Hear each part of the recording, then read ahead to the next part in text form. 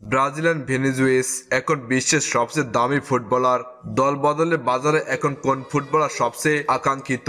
এ প্রশ্নের একক উত্তর হয়তো এখন দেওয়া সম্ভব নয়, তবে কিলিয়ান এমবাপ্পে ও আর্লিং হল্যান্ডের মধ্যে ঘুরপাক খাবে উত্তর। লিওনেল মেসি ও ক্রিস্টিয়ানো রোনালদোর পরই ফুটবল দুনিয়ায় দখল করে এ দুজন নেবে বলে মনে করছেন প্রায় সবাই। বিশ্ব ফুটবলে উঠতি তারকাদের কথায় তাই এ দুজনের নামই সবার আগে আসে।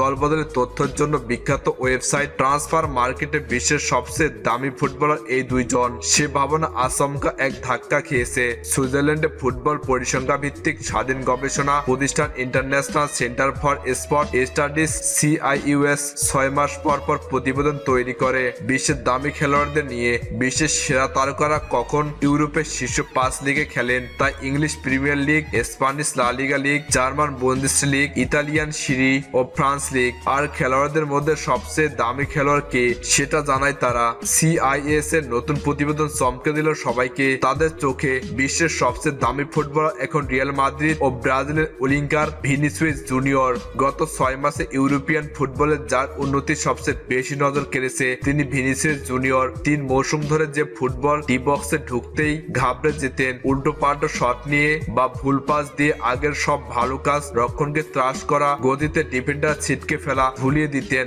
সেই ভিনিসিয়াস এবার মৌসুমের প্রথমার্ধেই 12টি গোল করেছেন। সতীর্থদের দিয়ে করেছেন আরো 9টি গোল। তাই নেইমার, কিলিয়ান এমবাপ্পে ও আর্লিং হল্যান্ডকে ছাড়িয়ে গেলেন ভিনিসিয়াস জুনিয়র। বিশ্বের সবচেয়ে এখন দামি প্লেয়ার ব্রাজিলের এই তারকা ভিনিসিয়াস জুনিয়র।